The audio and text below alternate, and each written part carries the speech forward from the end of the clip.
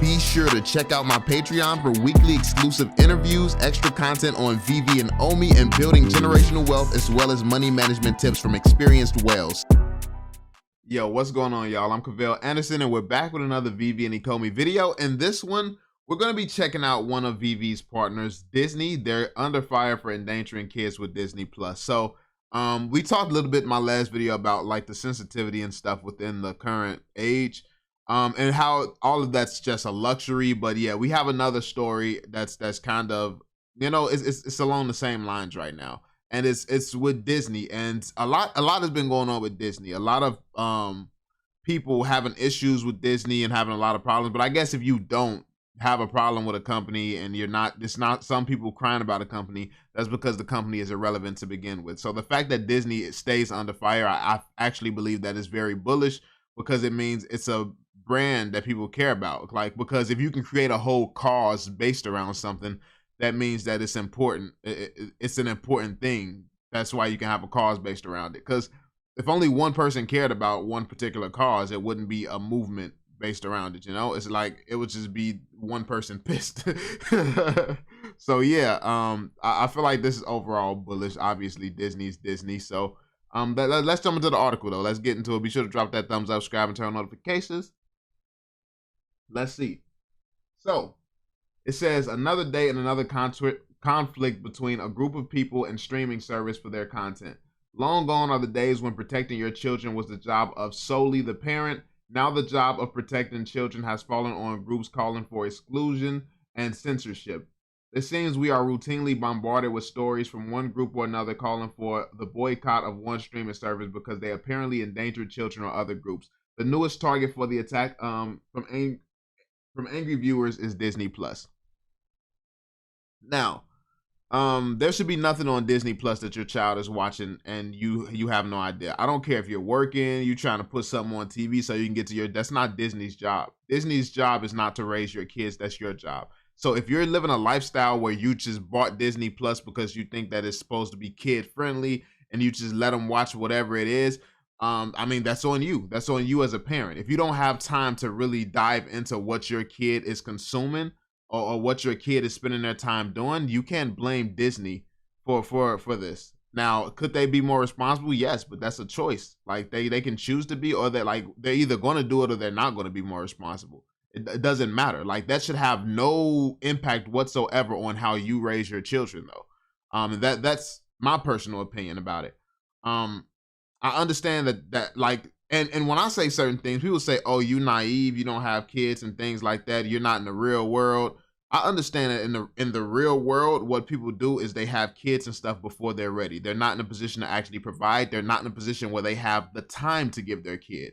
Like, you hire babysitters and stuff like that because you don't really have the time to actually take care of your own child. Or you have things that you have to do, stuff that you have to get done. You have something else that you have to put before your child at some point in time. But understand, when you do these things, for that time, you're putting something before your child. And as a parent, you may have to, in order to keep these lights on, the warm water running, you may have to make the choice. Okay, I have to put this before my child for right now. So let me hire somebody to watch my child while I go out. Hey, but you have to understand that that's what you're doing. You have to understand that by making a decision like that in the first place, it comes with risk. Like, you not having the time to put into your child's life, in my opinion, it just means that you're not ready for a child, no matter how much you want it.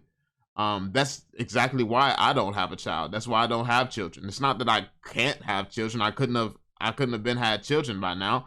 It's that if I'm in a situation where I'm gonna be working and not paying attention to my kids and stuff like that, why would I have them? Like, I can't. I don't want my child to be endangered. I don't want my child to end up in any situations or to feel lonely or to feel neglected or anything like that. I want my child to take up a bunch of extracurricular activities, but I also want to be able to be there overviewing everything, overlooking everything, and making sure everything's on the up and up. Like, I don't trust people. So it's like, yeah, I'm not just leaving my kid with some random coach or anything. I don't care how much I like somebody. It's just not going to happen, because that's the type of person that I am. I've lived with the worst of the worst. I've lived through some terrible things. So Because I've seen the world in the way that I've seen it, I'm going to move accordingly. So yeah, like that's just my opinion and my perspective on things. Parents need to own up and take a little bit more responsibility for what they allow their kids to consume and for what they allow their kids to yeah, like it's one thing if you're complaining because you're watching something with your kid, then like if you got a PG-13 movie on and you're watching it with your kid, then a sex scene pop up on the screen. Okay, that's one thing. Like, why is it rated this? Why is it on here in the kids section? I'm watching this with my kid, and then this just pops up, and like what's going on? Like that's one thing, but more than likely this is not that. But we'll see. The Parents, Television, and Media Council is calling out Disney for the inclusion of TV, MA, and R-rated content. The group's IRE is primarily in response to the announcement of the arrival of films of the 20th Century Fox film acquisition, mainly Logan and Deadpool, which break the PG-13 mark traditionally held by Disney Plus. This isn't the first time the group has gone after Disney Plus. So why this is called Disney Plus, not Disney Kids? Like I'm not understanding. Um, Disney Plus, like even though it's kid friendly, even though Disney makes a lot of child friendly stuff, that doesn't mean that everything they do has to be for kids. It has to all be child friendly. Like they do other things, and them adding that on their platform for their content, I'm not understanding the issue here. Like I think that they're just used to everything on Disney Plus being suitable for kids. Now they don't want the added effort of having to really parent and see what their child is doing. Like making sure their child only clicks on certain stuff. Like now it's one thing to ask Disney for some parental controls. Like, okay, you're adding this type of content, fine. Where is the box that I can tick so my children can't access this type of content? Where can I find that at? Or where can I create a children's friendly account to where that stuff is just not even available on this account? That's one thing. But trying to make the whole trying to say boycott an entire platform because a company's running a business, it sounds like the stupidest thing in the world to me.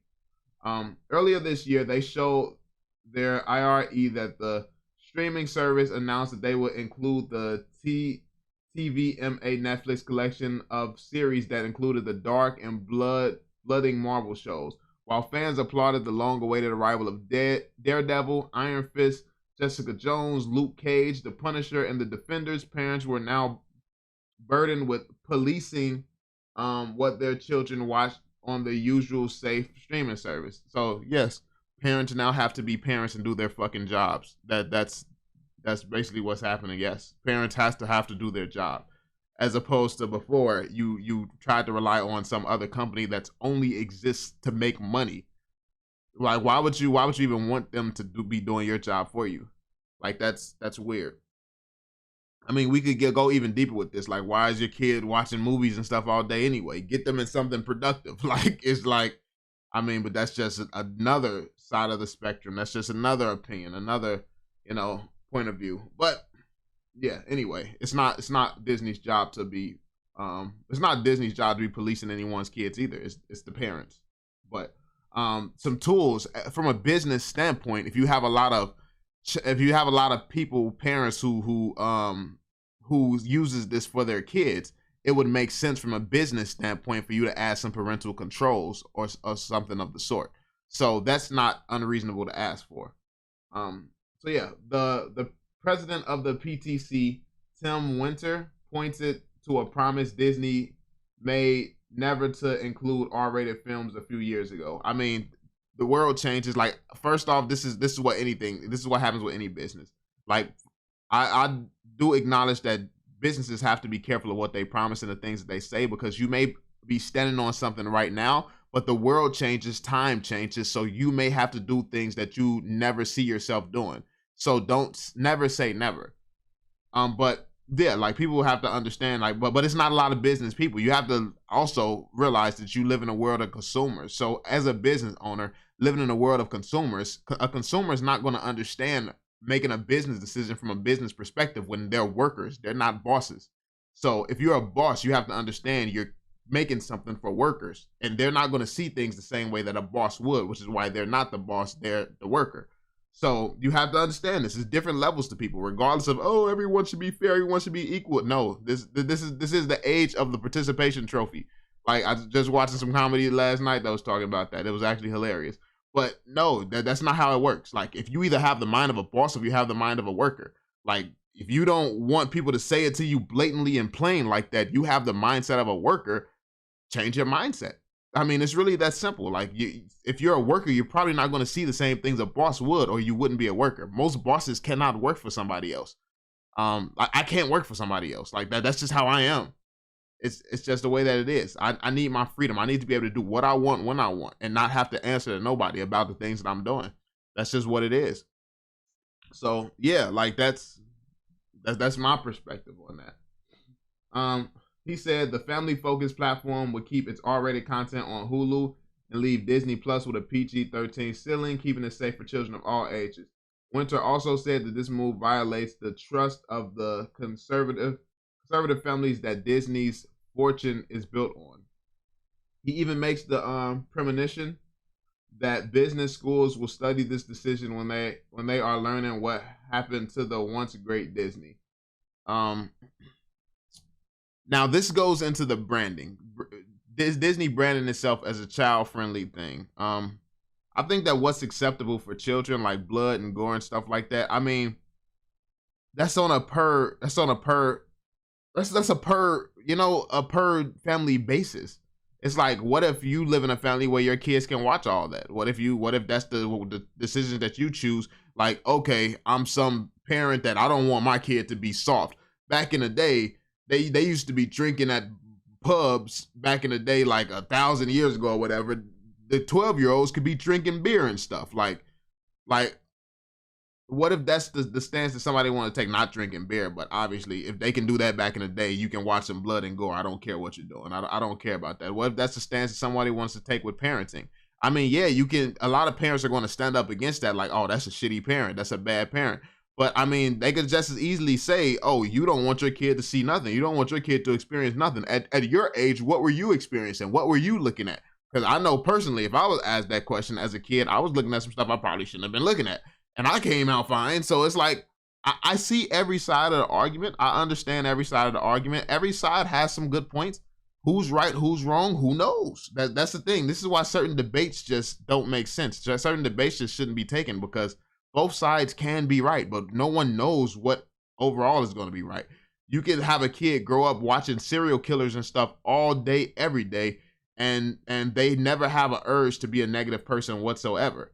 Then you can have somebody who grows up watching the nicest things, the happiest things, and they grow up and then become a serial killer while never watching a serial killer once in their life and not even knowing that it's a term. And that's what they grow up and become. Like, you never know what it's going to be. Like, a bunch of people can watch the same thing and get something totally different from it. Like, I've been watching some stuff sometimes, or I've been listening to, like, even when we watch the Veve AMAs, you have the side of the community that gets very hyped and bullish about certain things because we see the bigger picture towards some of the things that they're saying. Then you have some people like, oh, this is nothing. Like, this is like, we want more. Like, that's just like, you can consume the same thing and get something different from it. That's just life. But they say conservative groups aren't the only ones who go after streaming services for their consent. Last year, LGBTQ advocates targeted Netflix for the content they claimed was harmful to the trans community. The anger centered around Dave Chappelle's comedy special that was fire. The Closer, that they felt crossed the line of comedy into the area of transphobia.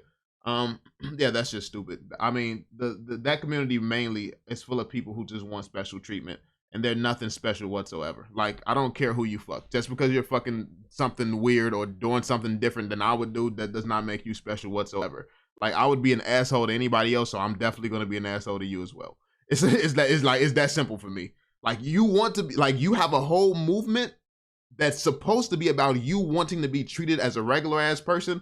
You're a regular ass person. Shut up crying about this. If somebody was doing something that I don't like, I can't sit around and form a group crying about it. So if I can't do that and I'm a regular person, you want to be a regular person, I can't bitch about that. You can't bitch either. Like, it's that simple. It's only fair, right? This is all about being equal. Now you equal. You can equally shut up. So but hey, I mean, you can't say that. Like, I I mean, I don't feel like I can be canceled because I don't care enough. I don't like. I just really can't really cancel me. That's just how it is, though. Like, but it's life, man. At the end of the day, streaming services find themselves caught in the middle of a cultural war between two sides of the social aisle.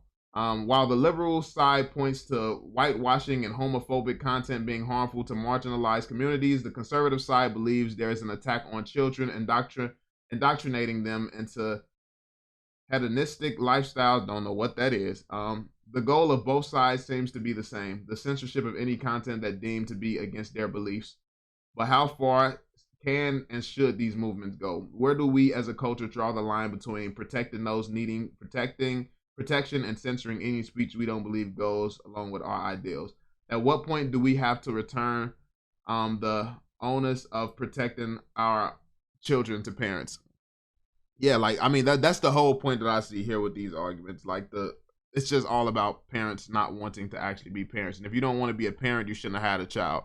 So yeah, I mean, this is not the responsibility of a business. If you're leaving raising your kid up to a business, then you're not a very good parent to begin with. So yeah, I mean that's just my opinion on it. So I feel like while this can like Veve is going to be one of those business where stuff like this can negatively impact our investment. If people are boycotting Disney for any reason, yeah, maybe that impacts the values at some points in time. But I mean, that's just the nature of the business that we're getting into, the nature of the work we're getting into.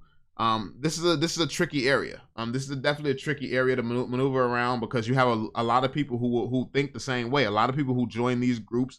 A lot of people who think the same. I mean, I personally think that they're shitty mindsets, but just because I feel like someone has a shitty mindset does not mean that it does not take away from the fact that it's a lot of them out there and they have power because they have this mindset now all together. So yeah, I mean, this is tricky. This is a tricky situation. Let me know what you all think in the comment section down below. Let me know how you all feel. Be sure to drop that thumbs up, subscribe, and turn on notifications, and I will catch you all on the next one. Peace out, fam.